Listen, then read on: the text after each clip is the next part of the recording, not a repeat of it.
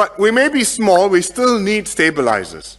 And especially we need stabilizers in two areas: protecting our reserves and safeguarding the integrity of our public service. Why do I say this?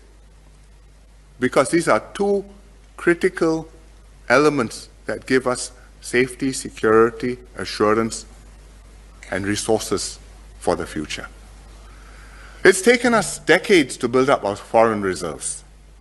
They are our oil in the ground. If we don't have a second key, and you happen to have a generous or profligate government, then one government can spend it all and bring you back to zero.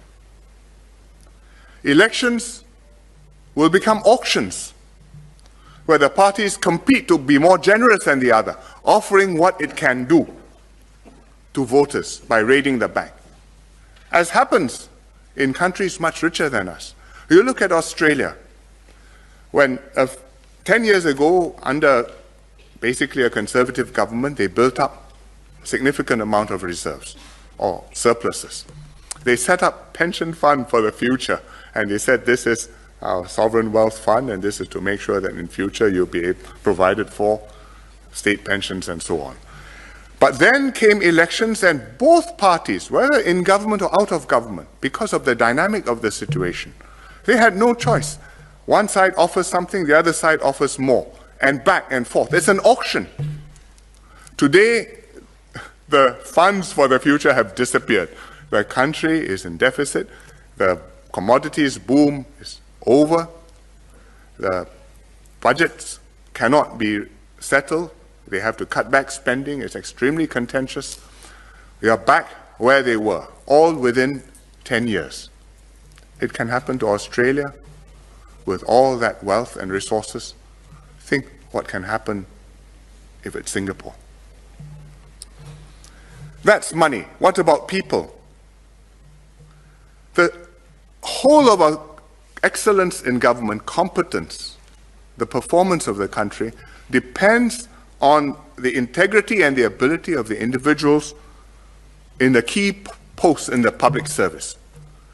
Judges, central bankers, the accountant general, the commissioner of police, the people who head our stat boards, who sit on our stat board, key stat boards, the people who manage our reserves. Once corrupt persons get into key positions, that's the end. It's not only the end because they take money and help themselves, because you can stop that and put them in jail. It's the end because they subvert and corrupt the system and make it impossible to root out the cancer, which then becomes entrenched throughout the system. The system is permanently broken. You look at other countries. President SBY, President Yudhoyono of Indonesia, used to lament publicly about the problem he had with what he called the judicial mafia.